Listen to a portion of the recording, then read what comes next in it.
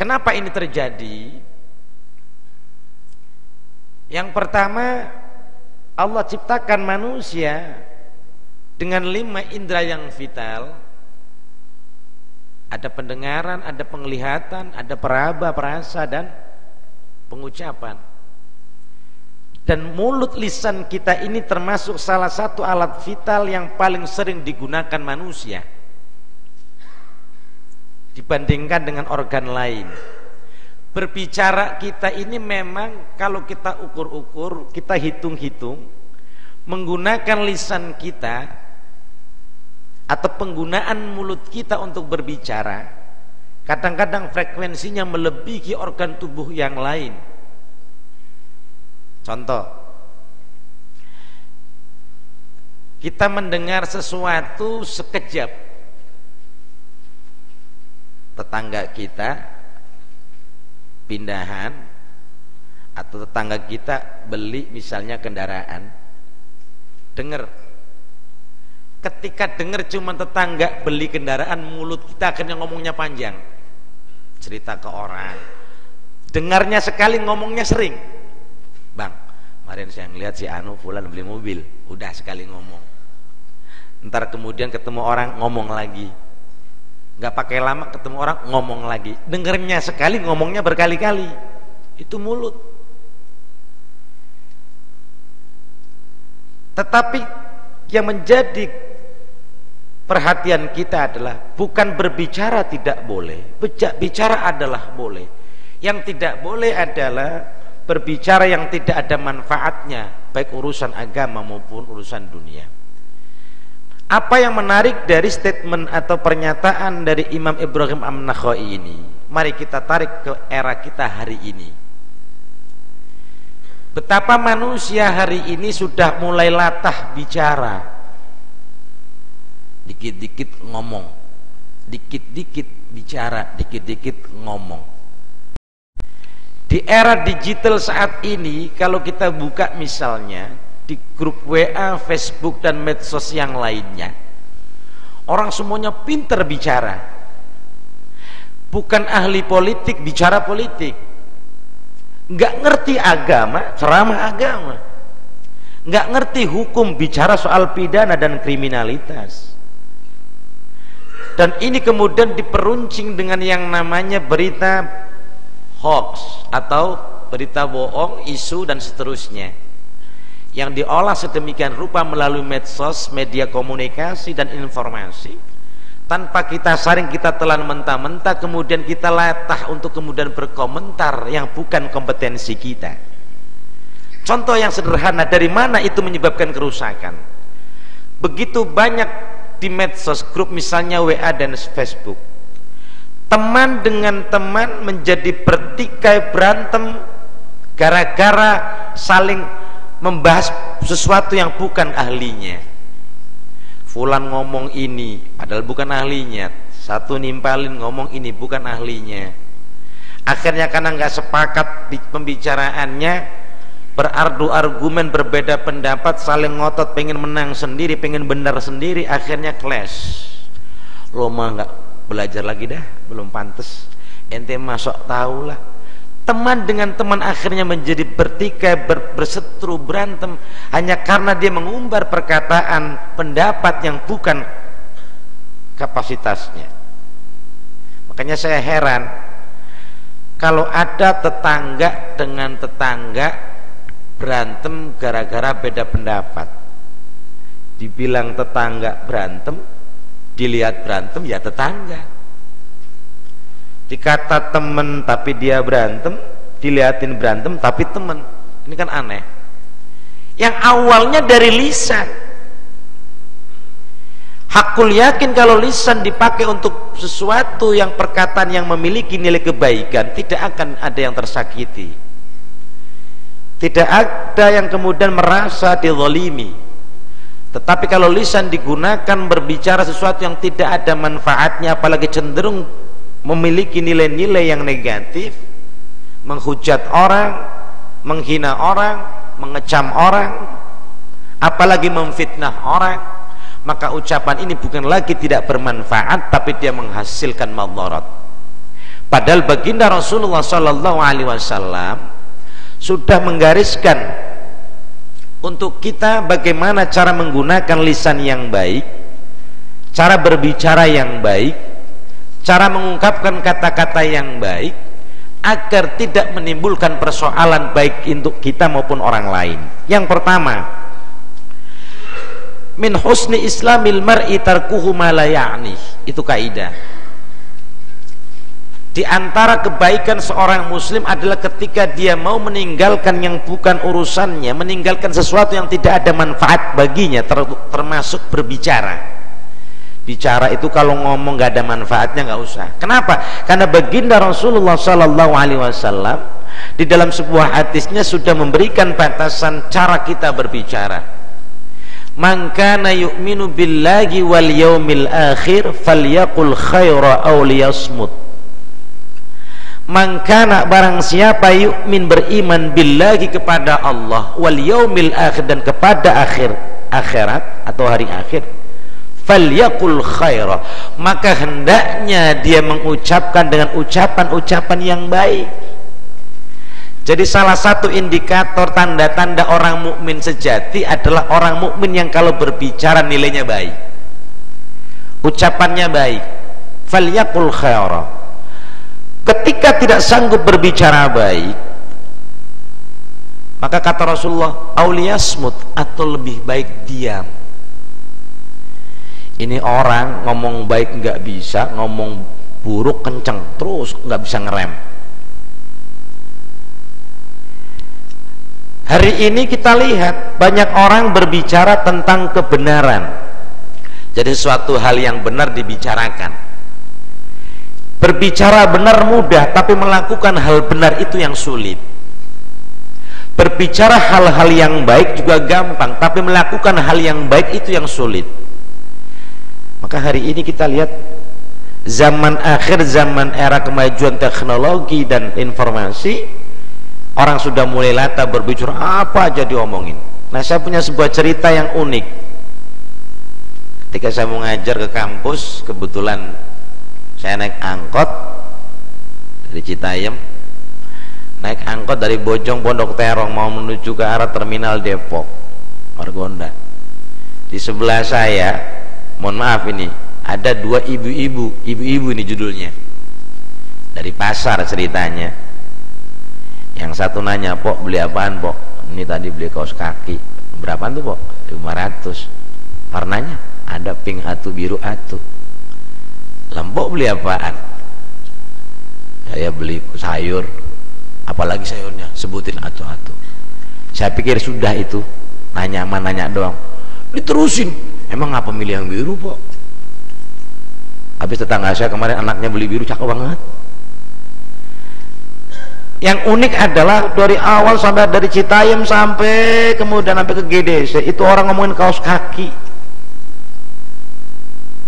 ngomongin harga sayur. Penting ya, mungkin penting, tapi ada ujungnya yang kemudian gak enak. Ya artinya memang itu bukti bahwa manusia itu kalau urusan bicara, apalagi kalau ngerumpi, mohon maaf, ada di sini Bu yang suka ngerumpi, Bu. Ngerumpi itu kalau di kampung saya sejam 2 jam gak kerasa itu, tapi mulut suruh baca Quran baru 10 menit pantat sudah pingser panas, pengen geser. Tapi kalau ngerumpi, subhanallah, astagfirullah, sejam kuat, 2 jam nambah, 3 jam kalau perlu bisa tambah lagi. Baca Quran baik baru 10 menit udah pegel, mata ngantuk lagi. Itu tabiat manusia. Sesuatu yang baik berat, sesuatu yang buruk diperturutkan, maka ucapan yang baik yang harusnya diperturutkan kemudian dihilangkan. Kalau kemudian kita bergeser kepada tabiat sering menggunakan lisan kita untuk mengucapkan hal-hal yang buruk, jangan salahkan siapa-siapa jika kemudian itu menjadi sebab kehancuran. Betul kata baginda Rasul, salamatul insan fi hifdzil lisan. Yang kedua, keselamatan manusia akan ditentukan diantaranya oleh bagaimana cara kita fi hifdzil lisan, menjaga lisan kita. Ada karakter orang yang kalau ngomong tetangganya meriang. Kenapa? Tersakiti. Omongannya judes, ketus, panas. Ini model manusia makruh ini, kalau ngomong bikin orang meriang. Tapi juga banyak orang yang kalau ngomong adem, kita deket nyaman gitu kan ada Bu ya, begitu Bu ya. Nah, orang yang kalau dirinya hadir di tengah kita kemudian ucapannya mampu membuat tetangga sebelahnya tentram, nyaman, damai, itulah yang dipuji Rasul. Al-muslimu man salimal muslimuna min yadihi wa lisani. Muslim sejati itu kalau keberadaannya membuat al-muslim yang lain itu nyaman dari ucapannya, nyaman dari perbuatannya. Kan kadang-kadang kita begitu ngeliat orang aja udah nggak, waduh keluar dia dah, gawat nih. Ini kalau ngomong waduh, ini kalau ngomong potongannya bibirnya kayak kukusan panjang. Itu ternyata dari sini kemudian pantas kalau masyarakat itu hancur gara-gara dari omongan. Betapa banyak orang bertikai, adu jotos, bahkan bunuh-membunuh hanya karena omongan. Kita ingat kasus yang nggak pakai lama itu kalau nggak salah di TV. Mohon maaf, kasus yang wanita menjual harga dirinya yang ditebet di kos-kosan itu. Kenapa akhirnya dia dibunuh? Lisannya yang hanya mengatakan kamu bau. Dua kata simple.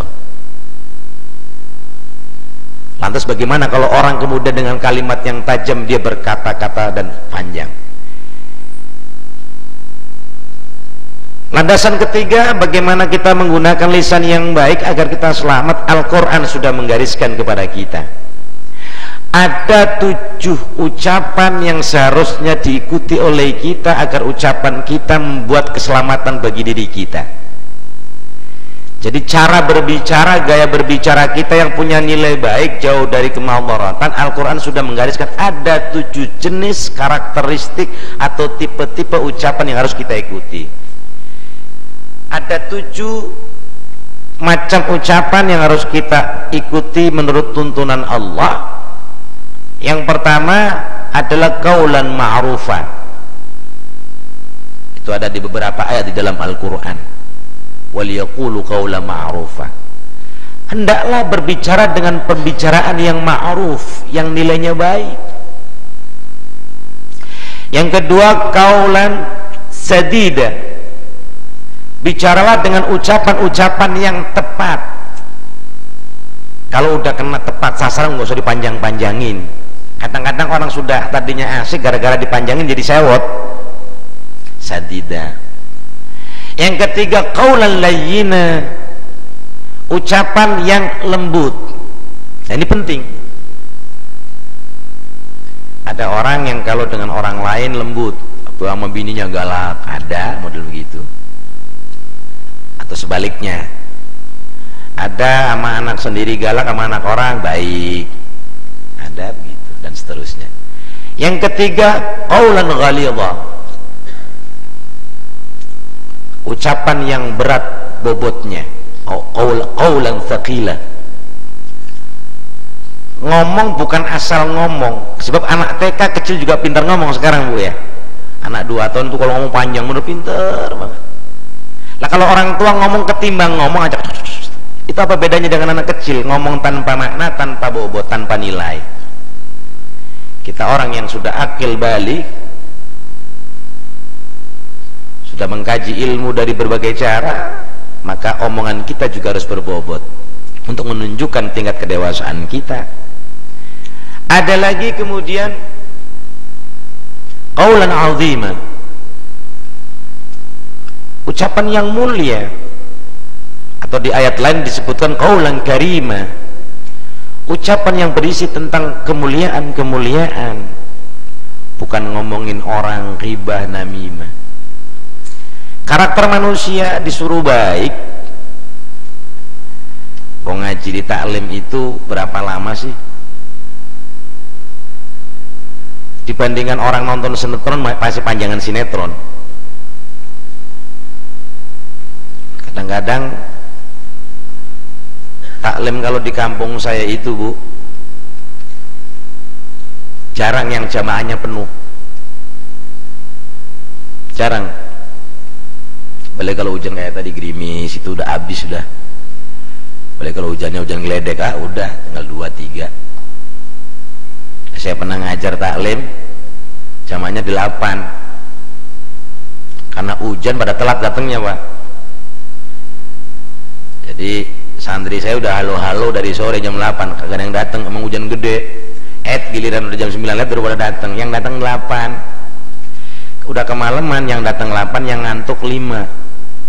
Yang tidur 2, yang atuh setengah melongo kagak nyambung. Udah. Alhamdulillah. Quran sudah menggariskan kita tentang bagaimana cara kita berbicara. Ada 7 jenis ucapan yang harus kita ikuti: berbobot, bernilai, mulia, baik, tepat, lembut, dan seterusnya. Kalau kita mau menggunakan itu dan kita terapkan sebelum ke orang lain di dalam lingkungan keluarga kita, maka hal pertama yang akan kita nikmati adalah kedamaian, ketentraman untuk kita di tengah masyarakat kita. Hari ini kenapa bangsa kita kelihatannya lagi ramai sekali. Diterpa isu ini, adalah isu PKI lah, adalah isu macam-macam. Karena isu berkembang seliweran, kemudian orang dihadapkan pada isu, akhirnya pada ngomong. Hari ini betapa kalau kita lihat fenomenanya, orang sudah banyak jarak, banyak blok, banyak kelompok antara yang pro dan kontra, dan bahkan mohon maaf, bukan hanya di sosial media, dalam dunia nyata pun akhirnya hari ini orang kemudian harmonisasi hubungan sosial, hubungan pertemanan, hubungan tetanggaan menjadi sedikit tergoyahkan, hanya karena orang kemudian kalau ngomong semua apa saja dikomentarin. Yang kedua, ini kalau bab ngomong panjang, makanya saya kalau ngomong bab ngomong kemudian saya ngomongnya panjang, saya termasuk bagian yang ngomong panjang ini. Penyebab kedua hancurnya masyarakat sebelum kita adalah wafudhuli ta'am, kebanyakan makan. Jadi manusia itu punya tabiat banyak makan, apa aja dimakan. Lontong makan, nasi makan, rendang makan, puding makan, apa aja dimakan. Sampai Depok itu dari Margonda sampai Kartini sampai Citayam nyambung itu wisata kuliner, dicari apa aja ada. Yang belum saya ketemu itu sendal jepit dikecapin. Kenapa semua kuliner di kita itu laku? Itulah gambaran tabik manusia itu memang doyan makan. Boleh. Yang tidak boleh adalah israf. Pertama. Yang kedua tabdzir, berlebihan atau menyia-nyiakan makanan. Orang sudah kenyang masih mau pengen makan, ini jelas israf. Padahal Rasulullah ngajarin ke kita makan itu ya dikit-dikit, giliran kita dikit-dikit makan. Rasulullah Shallallahu Alaihi Wasallam makannya dikit-dikit sampai dikatakan lukmatan atau lukmatain, sesuap atau 2 suap Rasulullah kalau makan. Lah kita di rumah udah sepiring, kondangan sepiring masih nambah lagi.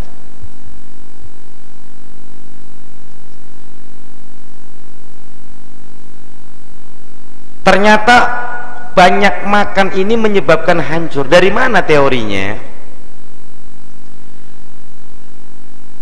Bahwa manusia itu dilahirkan oleh Allah ke muka bumi ini untuk melestarikan kehidupannya, dan secara biologis salah satu faktor yang menyebabkan kelangsungan hidup kita adalah dari makan dan minum.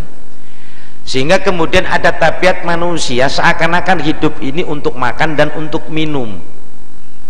Atau yang kedua, ketika sudah berorientasi kepada persoalan makan, orang takut lapar, orang takut miskin, orang takut tidak kebagian jatah, kemudian bagaimana berlomba-lomba menumpuk harta untuk urusan makan. Bahkan yang aneh kalau kemudian kita tanya, bang, pagi-pagi buta udah ke Jakarta mau ngapain? Nyari sesuap nasi. Padahal dia duitnya udah banyak. Tapi kalimat yang muncul, kan buat sesuap nasi bang, padahal udah banyak berasnya di rumah. Berawal dari ini sesungguhnya yang dimaksudkan adalah orang yang kalau punya kecenderungan pola makan kemudian melahirkan sifat rakus, ini yang kemudian akan merusak. Kerakusan dan ketamakan inilah yang kemudian akan menghancurkan sebuah masyarakat. Koruptor itu muncul karena sifat rakusnya, tidak pernah qanaah dengan pemberian Allah, tidak pernah ridha dengan jatah yang Allah berikan. Itu rakus. Yang kedua, makanan hari ini yang kita konsumsi selain merusak tatanan masyarakat juga merusak fisik kita. Dari mana? Dulu kalau kita perhatikan orang tua kita dulu kalau makan alamiah semua rata-rata. Singkong rebus, jagung rebus, ubi rebus, beras rebus jadi nasi, kadang-kadang goreng. Anak sekarang jajal bu, beliin singkong rebus atau ubi rebus nih buat bekal ke sekolahan, gini geleng. Tapi beliin kitela dari supermarket sama-sama singkong, padahal itu ini kitela 2, ini citato, ini potato. Wah demen tuh bocah, padahal singkong-singkong juga. Padahal di dalam singkong itu jelas ada 3 unsur yang justru merusak kesehatan kita. Ada zat pewarna, perasa, pengawet.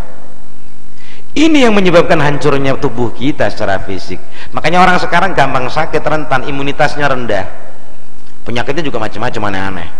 Dari penyakit yang paling tradisional seperti panukudis sampai penyakit yang keren-keren muncul semua. Karena hari ini badan kita semua dimasukkan makanan apa saja, persoalan higienis atau steril atau tidak, yang penting ini modern, makan semua, akhirnya badan kita kayak pabrik, apa aja masuk. Padahal ketahanan tubuh kita ada batasnya. Ada zat-zat yang tidak boleh masuk ke tubuh kita karena itu bertolak belakang dengan enzim, kemudian dengan hormon dan seterusnya. Badan kita punya hormon, ada takarannya. Kalau hormon berlebihan akan jadi penyakit. Vitamin yang kita butuhkan, zat besi yang kita butuhkan dan seterusnya itu sudah ada porsinya. Kelebihan saja kita mengkonsumsi itu akan jadi penyakit. Contoh penyakit diabetes, gula misalnya. Kadar gula di dalam tubuh kita mengendap, kemudian darah yang mengalirkan unsur glukosanya kemudian dia tidak normal, perlu pergantian. Tapi yang terjadi bukan diganti dengan yang baru, tapi ada pengendapan, orang kemudian mengkonsumsi asal gula masuk semua dan seterusnya. Kolesterol, udah tahu kolesterol, bukan makan sesuatu yang mengandung kolesterol tidak boleh, tetapi kadar batas maksimal tubuh kita ada. Kalau dibaksakan, didrill kemudian masuk semuanya, berlebih itu yang akan jadi penyakit. Makanya bapak kalau nggak percaya coba minum buah sebulan jeruk aja, padahal jeruk itu buah, tapi yang dimakan vitamin itu jeruk terus. Kalau nggak melintir-melintir itu perut. Padahal yang dibutuhkan badan kita bukan cuma vitamin C, ada potasium, ada glukosa, dan seterusnya. Ada unsur-unsur zat-zat besi, kalium dan seterusnya. Semua proporsional Allah ciptakan. Tapi siapa yang menghancurkan kita? Dari pola makan, pola hidup yang tidak sehat. Maka resiko dari kebanyakan makan itu bukan saja menghancurkan tabiat manusia yang menghadirkan sifat tamak dan rakus, tapi secara fisik juga memang menghancurkan kita. Nenek moyang kita dulu kalau kemana-mana nyeker bu ya, ke sawah nggak pakai sendal kalau yang di kampung misalnya, tapi sehat, jarang masuk angin, tua-tua panjang umur. Lah kita baru 40 tahun udah badan romannya dikit-dikit masuk angin, kerokan wae terus, pijit, suka keliengan, karena memang berpotensi imunitas kita rendah, makalah masuklah penyakit dan kekebalan tubuh kita sudah tidak mampu menahan. Wa fuduli ta'am, wa huwa ma la ya'nihi 'aladdin. Oleh karena itu, kenapa kalau kita lihat ulama-ulama besar kita, tesis terbalik adalah mereka rajin puasa. Ulama yang secapek itu ngarang kitab, ngajar taklim pagi siang malam, ngasih ceramah dan seterusnya, yang menurut ukuran fisiknya akan lebih capek dibandingkan orang yang bukan seorang mubalik, ulama misalnya, tapi justru mereka rajin puasa, menghindari kelebihan makanan di dalam tubuhnya. Rahasia pertama yang jelas, mereka ngikutin sunnah Rasul. Sumu tasihhu, puasalah kalian, tasihhu niscaya kalian sehat. Jadi badan kita sesungguhnya kalau mau sehat bukan banyakin makan, banyakin puasa baru sehat. Hadis Rasul nggak mungkin palsu, nggak mungkin dusta. Rasul mengajarkan kepada kita, siapa yang rajin berpuasa dia akan sehat secara fisik, akan sehat secara batin, akan sehat secara nalar. Maka orang puasa jarang bikin onar. Tapi kalau orang lapar sering bikin garang. Nah, itu orang lapar. Orang puasa makul, badan sehat, pikiran tenang. Tapi kalau orang lapar, 98 ibu kota dijarah oleh orang siapa? Orang yang lapar dan rakus. Negeri-negeri di dunia ini hancur karena kerakusan-kerakusan negara lain yang ingin menumpuk kekayaan di muka bumi. Maka kita berawal dari rakus di bidang makanan, merembet ke rakus bidang yang lain, itu akan menjadi sumber kehancuran kita. Kembali, terapinya adalah kalau kita ingin sehat, ingin selamat, hidup bermasyarakat, diawali dari pola makan kita, bukan dibanyakin makan sesungguhnya. Cari dari kamus manapun, kitab manapun, ulama besar kita mana yang gak rajin puasa? Rajin puasa semua. Dengan puasa mereka menjadi besar, dengan puasa mereka menjadi sehat, dengan puasa mereka menjadi orang bijak. Lah kita puasa barangkali juga gak rajin-rajin amat. Yang terakhir, wa fudulil manam. Nah, ini juga masalah. Salah satu penyebab hancurnya masyarakat manusia itu kebanyakan tidur. Tidur kayak Mbak Surip tuh, bangun tidur, tidur lagi, bangun lagi, bolak-balik tidur, bolak-balik bangun gitu. Orang kita hari ini punya asumsi waktu yang 24 jam dibagi 3, 8 jam kerja, 8 jam istirahatnya tidur lagi terusan 8 jam itu, 8 jam untuk yang lain-lain. Orang Jepang, ada yang pernah ke Jepang? Orang Jepang itu etos kerjanya luar biasa. Average rata-rata kerja mereka sehari itu nggak kurang dari 17 jam, 18 jam. Dan itu sudah etos kerja jadi stereotip masyarakat Jepang. Jadi urusan kerja mereka luar biasa, disiplinnya, bahkan kemudian target-targetnya luar biasa. 18 jam. Waktu istirahatnya mereka 4 jam. Dan 4 jam, kalau kita 4 jam masih kurang, tidurnya aja 5 jam. Sisanya Rasulullah SAW punya waktu 3 dari 24 jam dibagi 3, sepertiga untuk dakwah, sepertiga untuk keluarga, sepertiga untuk urusan pribadi Rasulullah. Katakanlah sepertiga untuk dakwah Islam 8 jam, sepertiga yang untuk keluarga, dan untuk sepertiga lagi untuk dirinya Rasulullah tetap kembalikan ke urusan agama. Maka Rasulullah jarang bercengkrama dengan keluarganya, tapi lebih banyak dengan umatnya. Lah kita ini kerja yang kantoran jelas 8 jam, kemudian tidurnya 8 jam, kelebihan amat itu 8 jam tuh. 8 jamnya lagi buat rehat, main-main, rekreasi kemana-mana. Maka orang kita lihat, jangan pernah ngelihat tanggal merah. Begitu tanggal merah bludak itu tempat rekreasi.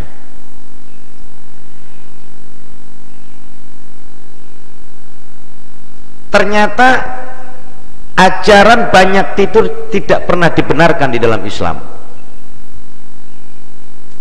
Bagaimana mungkin kita menyisihkan waktu kita sampai justru sepertiga waktu kita untuk tidur misalnya, atau katakanlah 6 jam, 24 jam Allah berikan kepada kita untuk apa?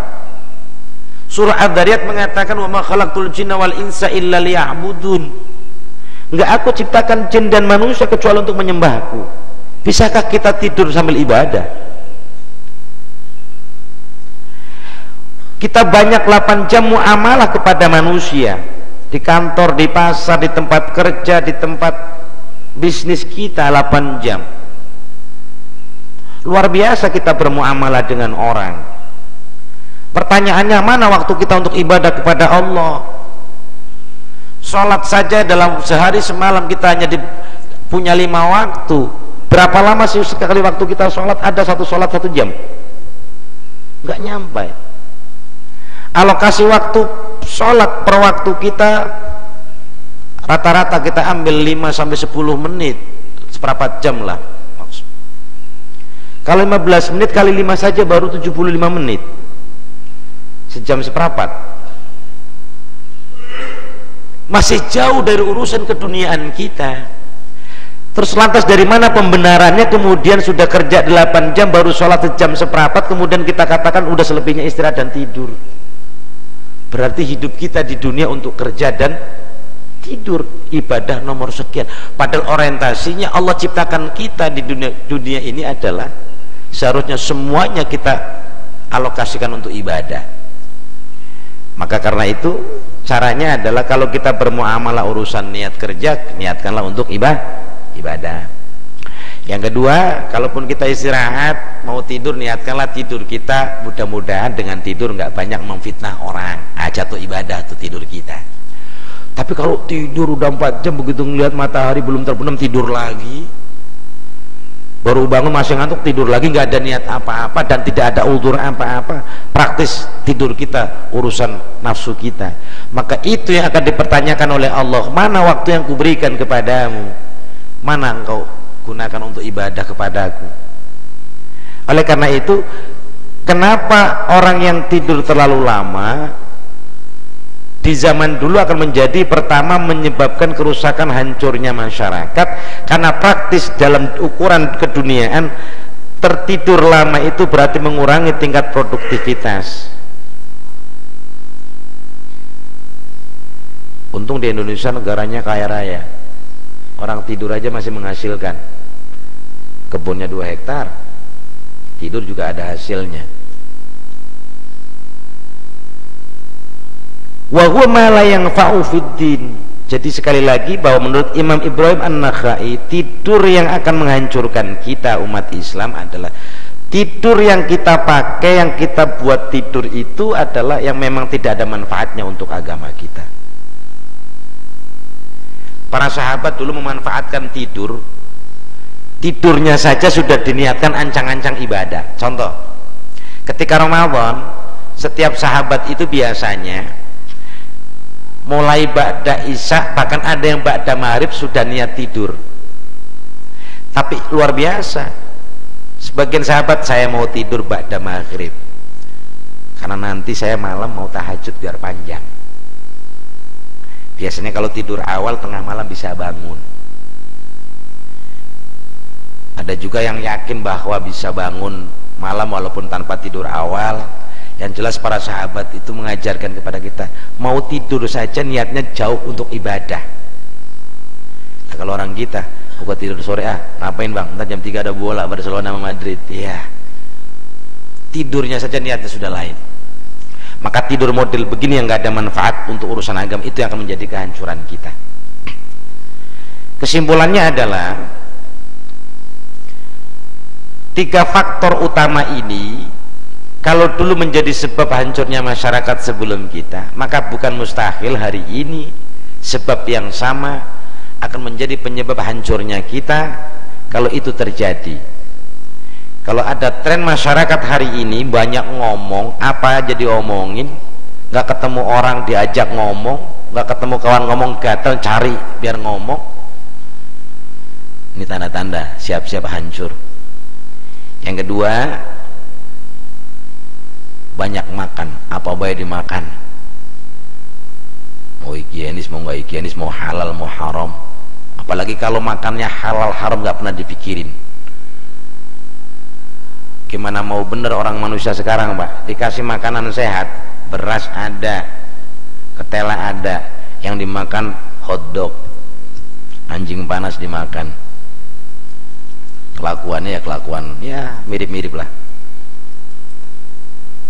Orang yang tidak mengenal makanannya dari jenis halal atau haram, ini yang akan menjadi kehancuran kita. Dan kalau ini hari ini sudah merajalela, tinggal tunggu waktunya. Dan yang terakhir, banyak tidur yang itu tidak ada manfaatnya. Tidur yang ada manfaatnya adalah tidur yang diniatkan ibadah, tidur yang memang karena ada udzur syar'i, dan semua tidur yang kita lakukan tentu atas dasar karena kita niatkan untuk agama kita. Nah, sebagai penutup, cerita yang selama ini sering terjadi adalah saya heran orang bangun tidur, Pak, tidurnya lama dari sore, subuh lewat, bangun udah subuh lewat, begitu bangun gak baca doa, Pak. Biasanya apa yang dibuka orang yang biasa gak baca doa, Pak? Yang dibuka WA, sambil nguap dia bilang, gua udah bangun. Sudah begitu doa gak sempet, langsung posting di WA. Sholat enggak, pikirannya kemana? Langsung nyari tas, nyari sepatu, mau berangkat kerja. Dan ini banyak dilakukan oleh saudara-saudara kita. Bagaimana masyarakat kita kemudian akan mendapatkan keberkahan dari hidup dari Allah Subhanahu wa Ta'ala jika semua aktivitasnya sudah nggak pernah mengacu kepada aturan Allah dan Rasulullah. Oleh karena itu kita mohon kepada Allah, mudah-mudahan demi keselamatan kita dijaga lisan kita oleh Allah dari hal-hal yang buruk, hal-hal yang bisa menjadi fitnah dan sumber masalah buat kita maupun buat orang lain. Mudah-mudahan kita dijauhkan dari makanan-makanan yang tidak sehat, yang tidak halal, yang tidak haram, maaf. Mudah-mudahan makanan kita senantiasa dapat halal dan berkah dari Allah, dan mudah-mudahan tidurnya kita senantiasa dalam tidur yang diridhoi Allah, bukan tidur karena memperturutkan hawa nafsu kita, bukan tidur hanya karena untuk relaksasi semata, tapi tidur yang kita niatkan untuk mendapatkan tambahan energi buat hidup di jalan Allah Subhanahu wa Ta'ala. Barangkali itu saja yang dapat saya sampaikan, kurang lebihnya mohon maaf. Akhirul kalam, assalamualaikum warahmatullahi wabarakatuh. Demikianlah tausiah yang disampaikan oleh Kiai Haji Fathori. Semoga apa yang disampaikan dapat bermanfaat bagi hidup kita dan diridhoi oleh Allah dan mendapat keberkahan. Amin amin ya rabbal alamin. Mungkin dari jamaah ada yang ingin ditanyakan?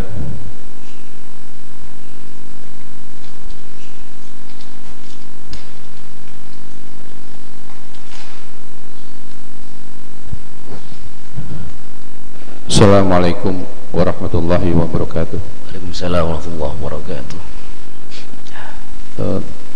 Benar sekali Pak, apa yang sudah disampaikan oleh Pak Ustadz tadi, bahwa kondisi saat ini banyak sekali beredar berita yang kita sulit untuk mengidentifikasi mana yang benar, mana yang tidak. Dan kenyataannya memang berita itu menimbulkan banyak orang mensikapi, memahami, bahkan menindaklanjuti yang berbeda-beda. Tapi yang sangat memprihatinkan adalah dampaknya yang mungkin belum parah, tapi berpotensi untuk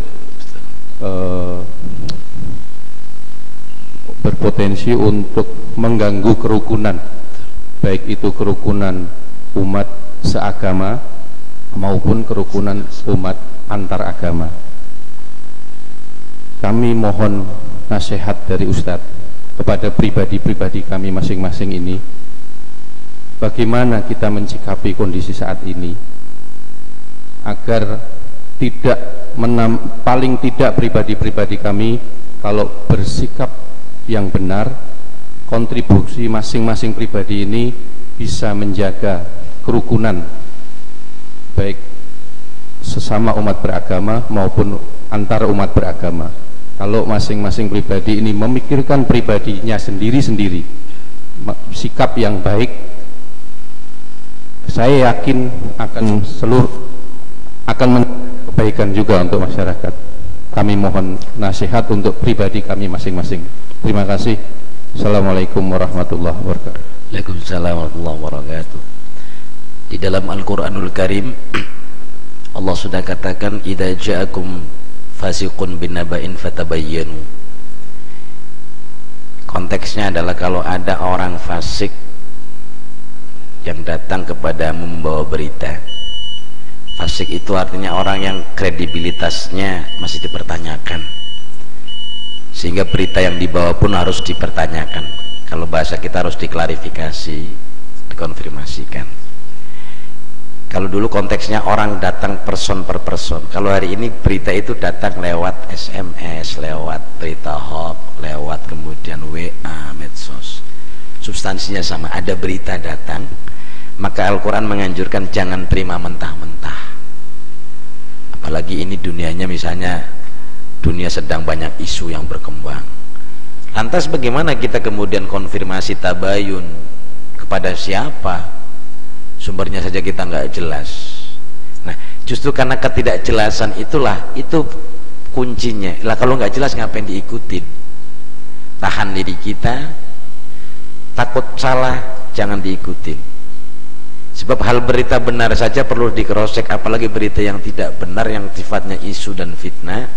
Maka cara pertama yang terbaik adalah bisa tidak kita nahan untuk tidak ikut-ikutan. Apalagi kalau kita bukan bidangnya. Orang ngomong politik, kita bukan ahli politik, nimpalin, ya rame, ya sewot. Yang kedua,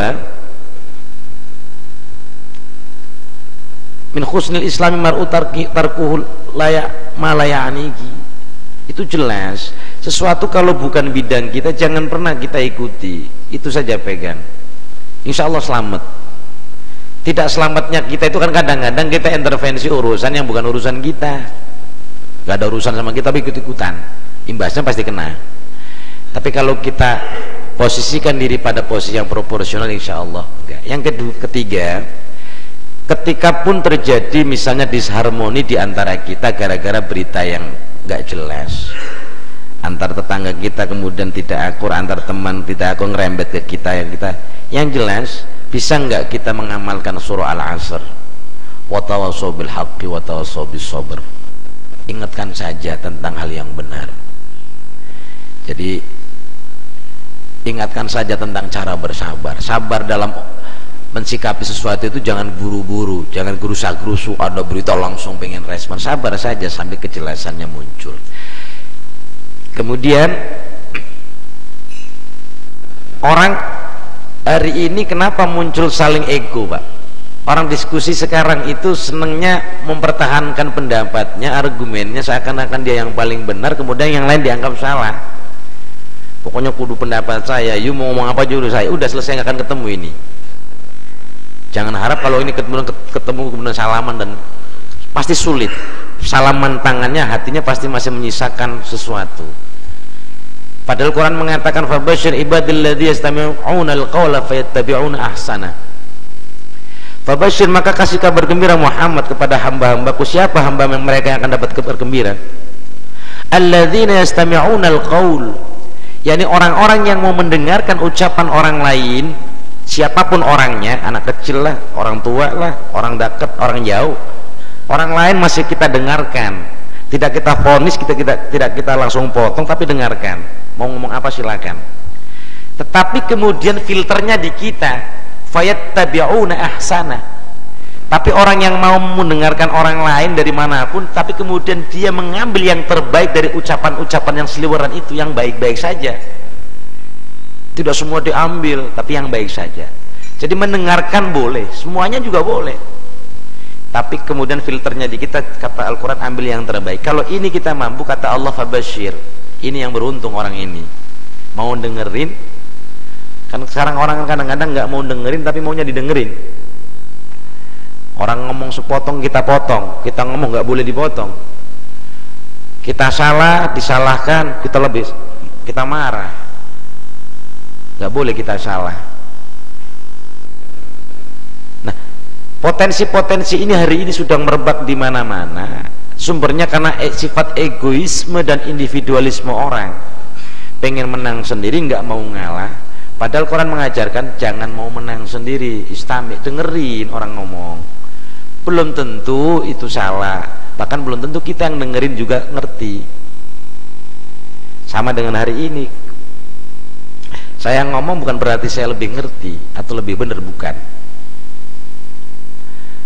Jadi fabashshir ibadilladzi yastami'una al-qawla fayattabi'una ahsana. Kemudian yang terakhir,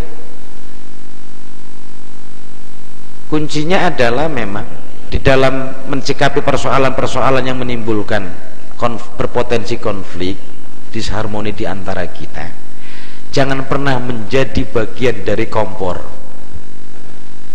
tukang ngomporin lah. Jadilah bagian solusi. Ini kan kadang-kadang orang sudah adem-ademan kita kompor-komporin. Sama pak kayak di grup, Pak. 2 orang bertikai, A, B, udah agak ademan. Yang ketiga nongol lagi, dipancing-pancing lagi, panas lagi, rame lagi. Padahal kalau itu tidak keluar kompor, Pak, insya Allah adem. Konflik yang sudah mulai tensinya naik kemudian mereda, jangan pernah dikomporin, pasti naik lagi. Orang kita manusia itu sensitif. Jadi barangkali secara normatif bahwa betul masyarakat hancur atau baik ditentukan oleh kita masing-masing, individunya. Kalau individunya rata-rata rada sadar, sabar, ngerem, nggak menjadi bagian yang sering memanas-manasi, ngompor-ngomporin. Karena sumber hancurnya manusia menurut Al-Quran itu karena tabiat setan, Pak. Ibu tahu setan artinya? Setan itu bahasa Arab, syaitana. Artinya itu panas, menjerumuskan, ngompor-ngomporin, goda-godain, itu setan. Lah kalau hari ini banyak orang potongannya manusia, kepalanya hitam, pakai kacamata, tapi tabiatnya tabiat setan. Tabiat yang mana? Yang suka ngompor-ngomporin, jerumus-jerumusin orang, dorong-dorong orang untuk berantem. Itu wujudnya manusia tapi sifatnya setan. Maka pasti hancur. Jauhkan sifat-sifat setan. Sifat takabur itu sombong, mau menang sendiri, itu sifat pertama setan. Maka siapapun yang mengikuti sifat ketakaburan setan, maka dia akan menjadi biang kehancuran manusia. Takabur dalam arti nggak mau dengerin orang lain, takabur merasa menang sendiri. Setan dulu, jin bangsa setan ketika suruh tunduk kepada Adam ketika pertama kali diciptakan, apa yang dia katakan? La asjud, aku tidak akan pernah sujud ya Allah. Khalaqtahu min tin wa khalaqtani min nar. Engkau ciptakan aku dari api, sedangkan engkau ciptakan Adam dari tanah. Ilokan bahasa orang sini. Masa saya yang dari api suruh nyembah yang tanah? Enggak. Keki, sombong, takabur. Maka aba wastakbara wa kana minal kafirin. Enggan tuh bangsa jin, bangsa setan. Aba wastakbara, dan merasa angkuh. Maka sifat itulah menyebabkan setan dikutuk oleh Allah. Dan dari situlah kemudian biang kehancuran muncul. Jadi siapapun yang memperturutkan jiwa dan sifat atau karakter ketakaburan itu, ini akan menjadi penyebab kehancuran. Di mana-mana di sini ada orang takabur satu, Pak, biang kehancuran. Di mana-mana kalau ada orang yang takabur, nggak usah banyak, itu jadi biang keonaran. Karena itu sifat setan. Maka kata setan, ya sudah ya Allah, engkau kutuk saya sebagai manusia, makhluk yang terkutuk gara-gara saya nggak menyembah Adam, nggak ngapa-ngapa. Kata setan, Rabbi bima aghwaytani la uzayyinanna lahum fil ard wa la ughwiyannahum ajma'in. Allah, lantaran engkau kutuk aku sebagai makhluk yang durhaka, maka aku akan janji aku akan perdayakan seluruh manusia di muka bumi ini dengan sesuatu yang kelihatannya indah, menjebak. tapi ujungnya pasti aku jerumuskan mereka. Jadi kalau orang sekarang mancing-mancing dengan sesuatu yang kelihatannya asik, indah, tapi ujungnya menjebak, itu kelakuan setan. Hindari yang model begitu. Insya Allah kalau pribadi-pribadi kita sudah mawas seperti itu, semakin luas dalam masyarakat kita aman. Tapi sepanjang masyarakat kita dipenuhi dengan orang-orang yang penuh dengki, penuh kesombongan, penuh egoisme dan individualisme, ya kira-kira tanda-tanda kehancuran yang lebih dekat daripada tanda-tanda keselamatan. Wallahu a'lam bishawab.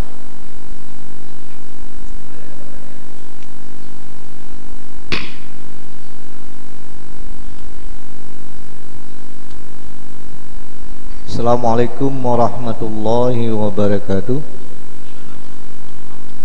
Seperti baru Pak Ustadz memberi penjelasan masalah makhluk jahat ini, setan.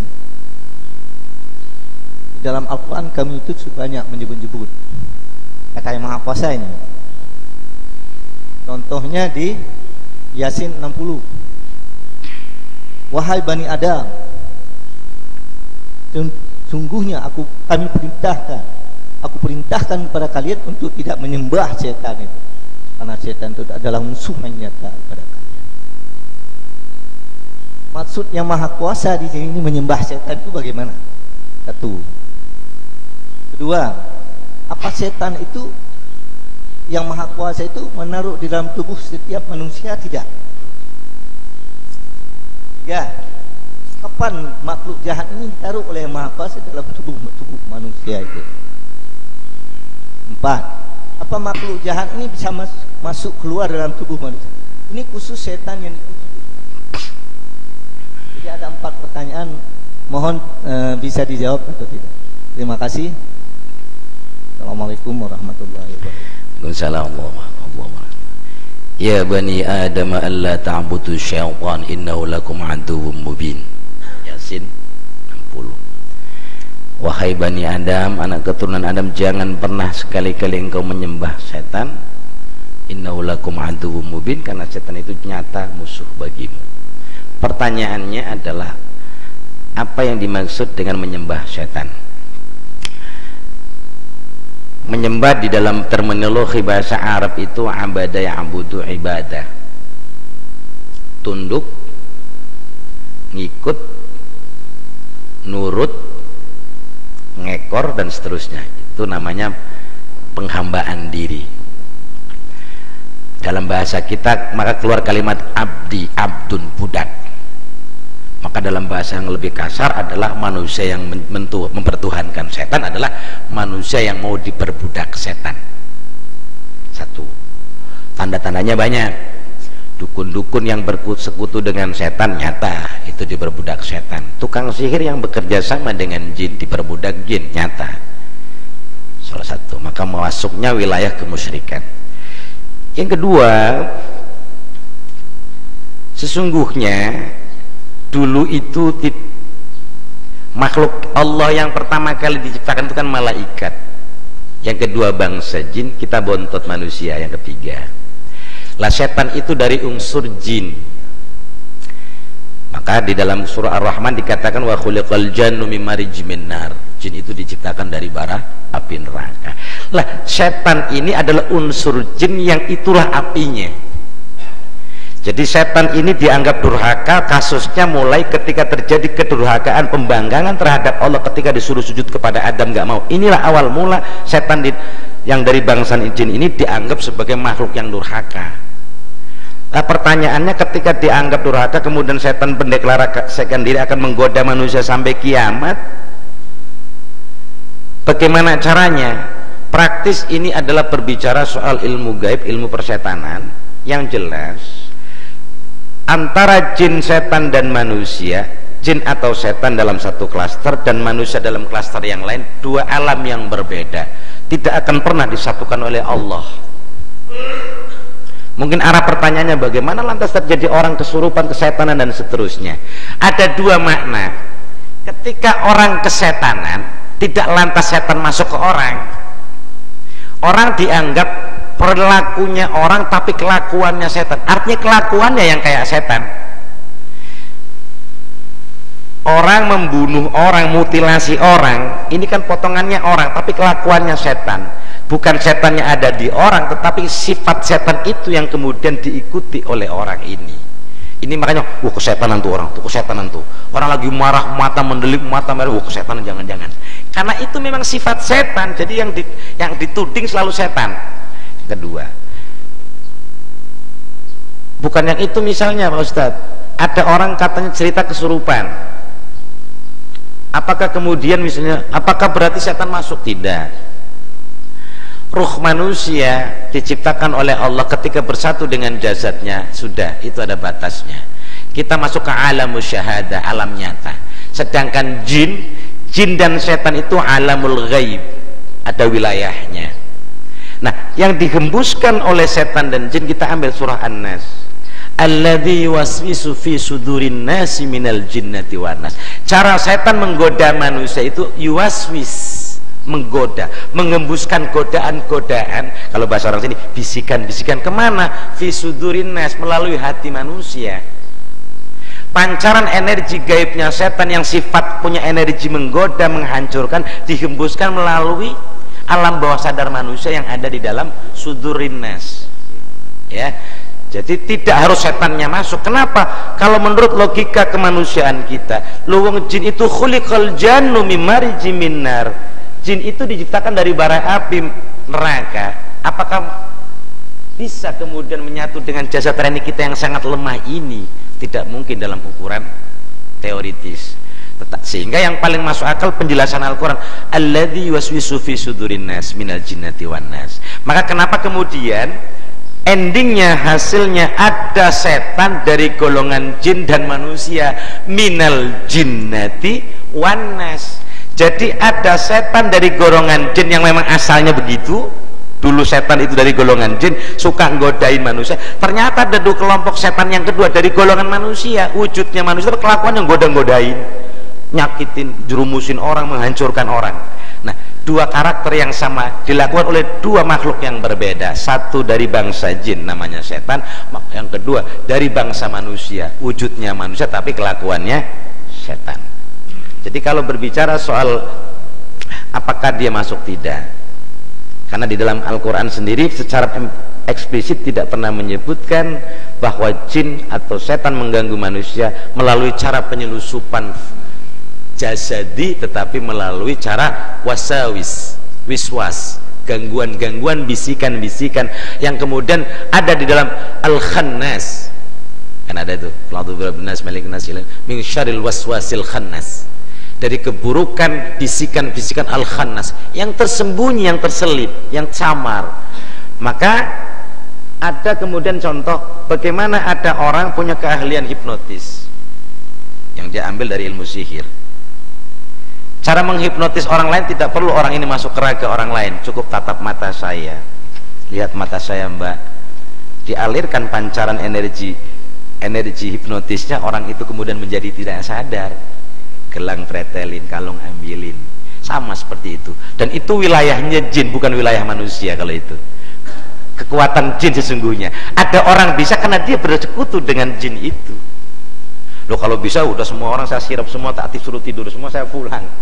Jadi artinya itulah, itu bicara soal alam gaib antara dimensi manusia, jin dan setan. Wallahu a'lam bishawab.